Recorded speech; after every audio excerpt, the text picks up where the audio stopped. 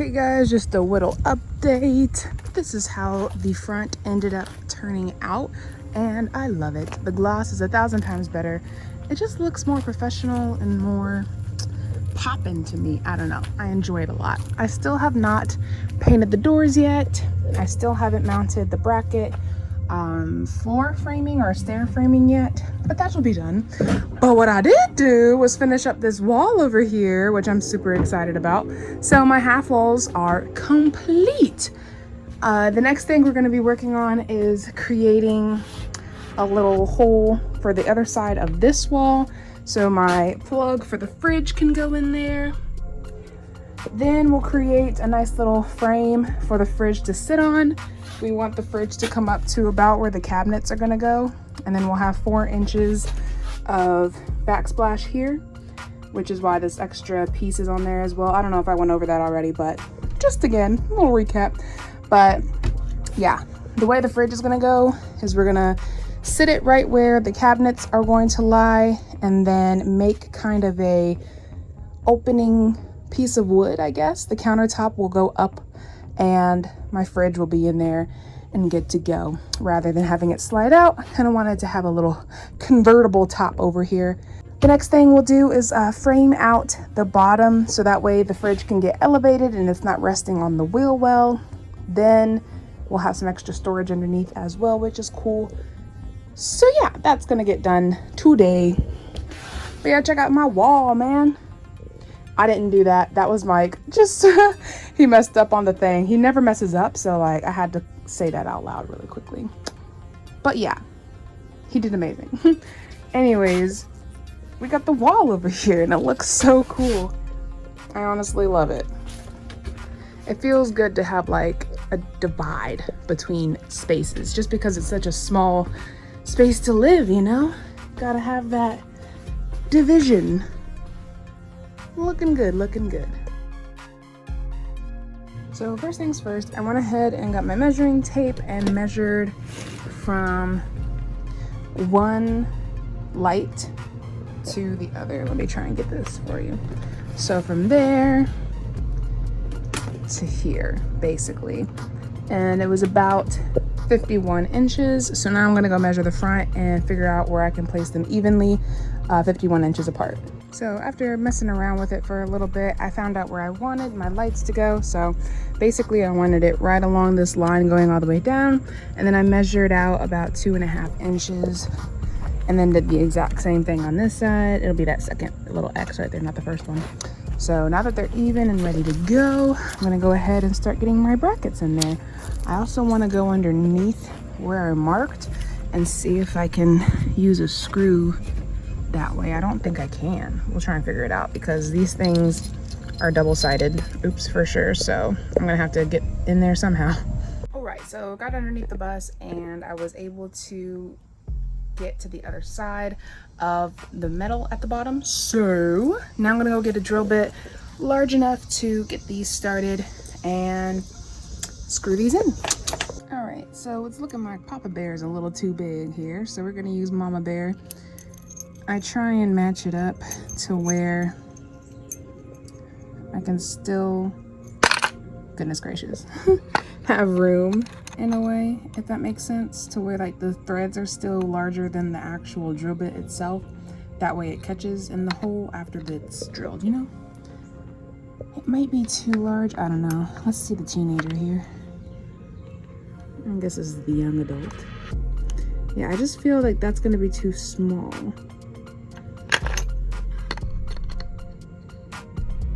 Yeah, let's do Mama Bear. All right, I'll go ahead and hook her up and we'll start drilling. Okay, first hole drill, that was pretty darn easy. So let's go ahead and copy paste on this side. We're going for this X right here.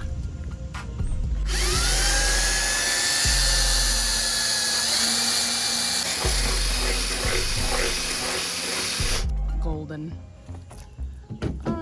And then I made the mistake before of just like swiping metal off like a psycho. So I'm just gonna take this little piece of wood here. Perfection. So now I got my hole there and my hole there.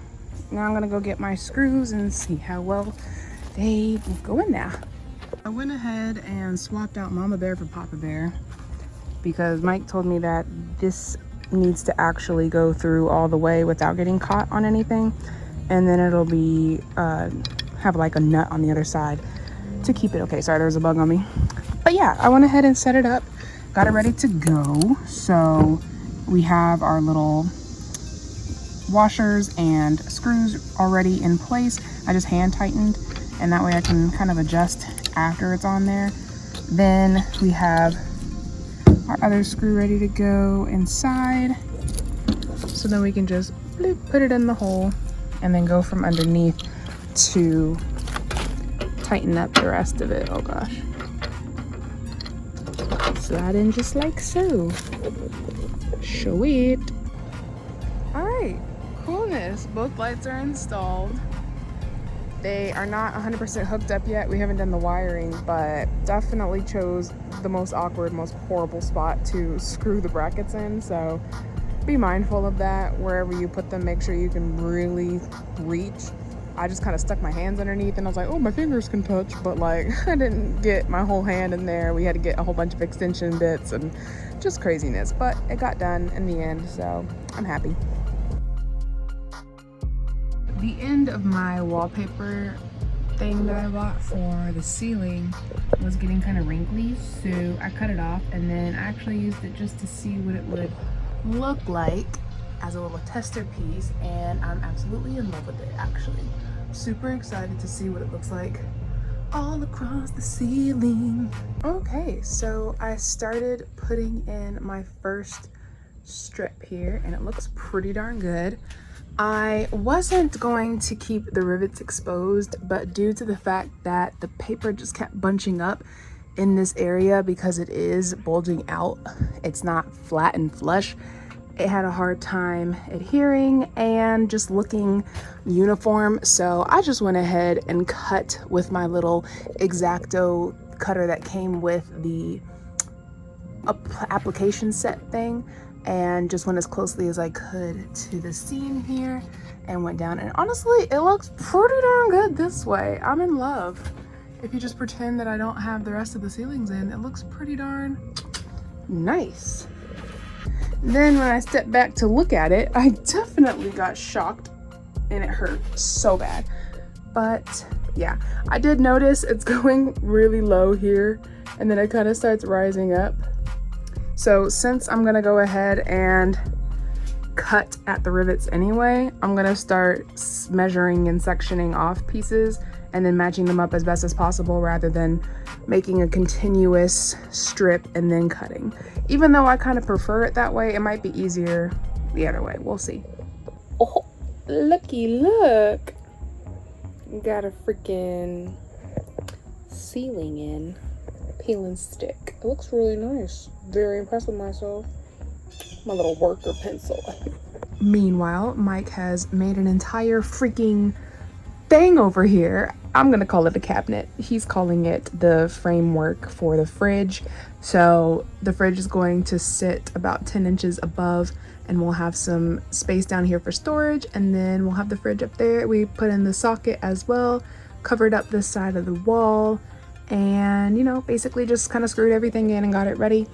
He just made a frame to have the fridge sit on, but he wanted to put some pocket holes in it, so that's what he went to go do.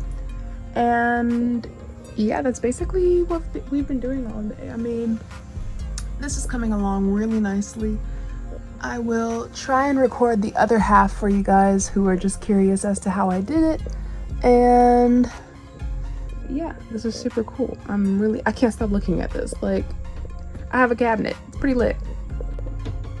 It's so pretty. Oh, Sookie now. Your girl got her fridge in. It's so nice. I'm in love. So the way that this fridge in particular works, I'll have the link in the bio.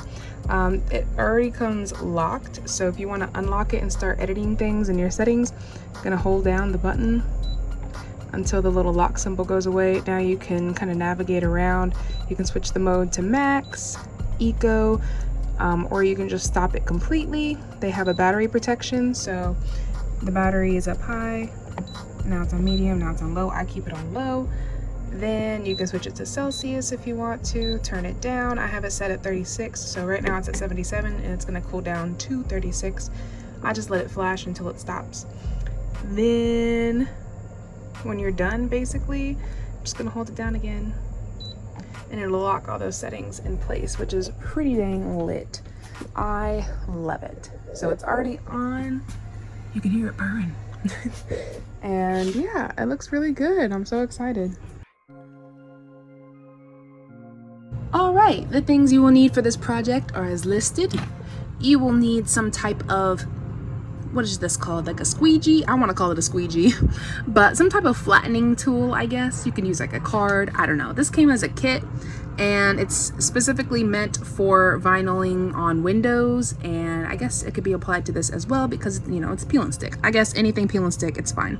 So I like using this one because it has like a nice like soft grip on this side, and I noticed that sometimes this stuff will, I'm trying to find an example, kind of pinch in some areas and start getting stuck together, and it's not the prettiest look. I mean, it's not that noticeable, but if you want it to get smoother than using this side, I would use this side, only because when I was using this side, it kind of ripped in some areas or it just wasn't as nice. So this is the side I prefer, but you can do whatever your little heart desires.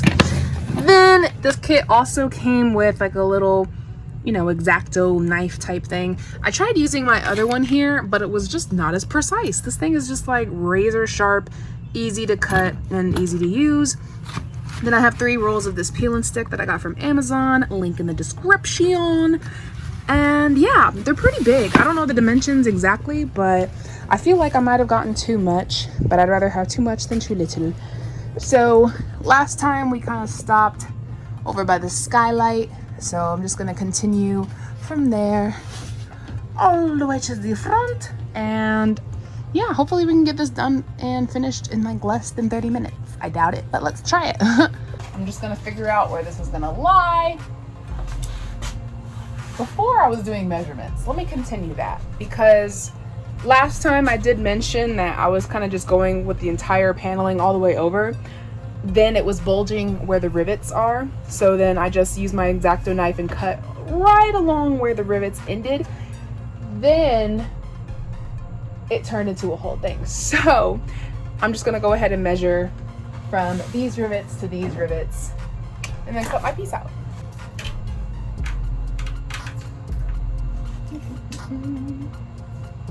About 27.25. Let's do it. The straighter side that you use is going to be kind of your guiding piece, and we'll go against this. I mean, in the end, it really doesn't matter as long as you cut like a little bit extra material, I guess you could call this, so that way your cuts are nice and clean. I mean, you're going to end up cutting it anyway, but I prefer getting this as close as possible to the rivets, getting it over, having a little access on this side, and then cutting. That way both sides are perfectly even. But again, do as you wish. This is supposed to be fun and DIY, so do it yourself, my darling. Let's do this. What I'm gonna try and do, or what I was gonna try and do, oh, you know what I should have done? I should have made this longer, because I didn't calculate this little piece right here. Bollocks. I don't know. It's cool. It's cool. I have access everywhere, so we'll figure that out later. And I guess it doesn't matter where it lines up here now because I already messed it up. Go, Jessica. Already messed it up. Bro, that was a freestyle and it was pretty lit.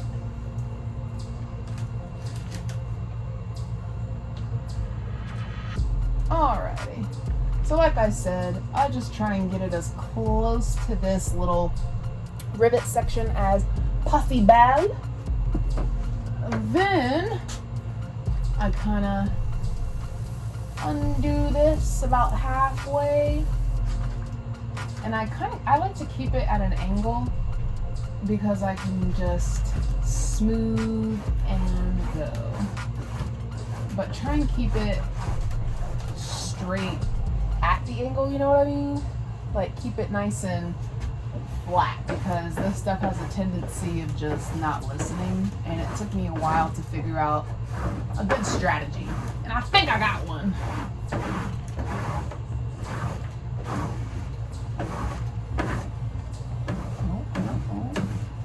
And about right here is where the other light used to be for the dome lights in here, or whatever lights you want to call them, I don't know. But I'm covering up these holes, so just kind of be careful when you're in these areas, because you know there's nothing supporting the other side, which maybe I should have put something there, but kind of late. Maybe I'll do it for the other one.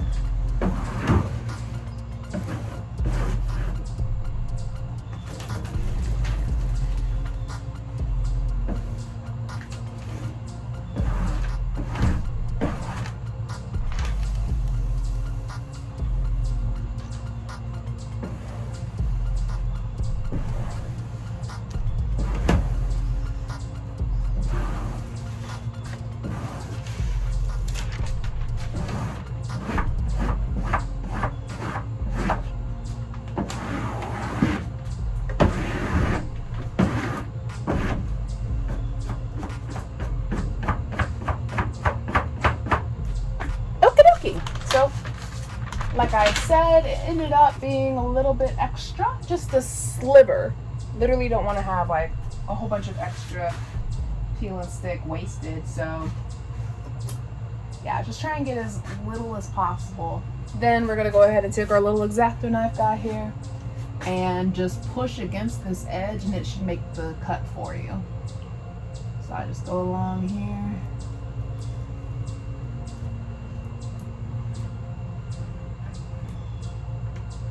And voila!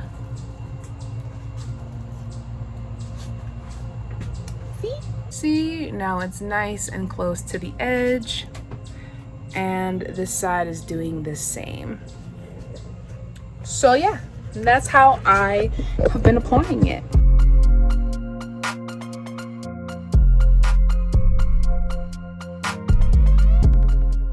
Okay, you see how some pieces take 1,000 times longer than others? Well, this one literally just didn't want to flatten out in some spots, so I did end up getting like 2 creases, which are super annoying, and I kept trying to avoid them by kind of pushing it back and then reapplying it, but I can only do that so many times without it, you know, kind of taking away from its stickiness. So, or it is what it is. So, it also kept going like diagonal, like I don't understand. I tried to keep it as straight as possible. Then it started getting a gap between this one and this one over here. So then I ripped it back, like the whole thing. I kind of shifted it, and it's still way at the bottom, has a gap. So I will find a piece of access that I have and try and fix that as best as possible. I'm gonna show you where this gap is that I'm talking about. So about right here is where you can start seeing that it wasn't even, which is super weird. So it's about 13 inches and a quarter of it not being correct. So what I ended up doing was grabbing like a piece of scrap that I had at the front, and I found out the exact piece that I need to redo, which was this middle piece right here. I cut it 13 inches down, or 13 and a quarter down. Then I cut out the piece that I would need, including the edges, like these little lines right here. I liked how those look. I mean, this is the actual paper that I cut, but you will be able to see those here. So I feel once I do that, it'll be a seamless kind of you know, fix, but let's just test it out. All right, so it's about right here.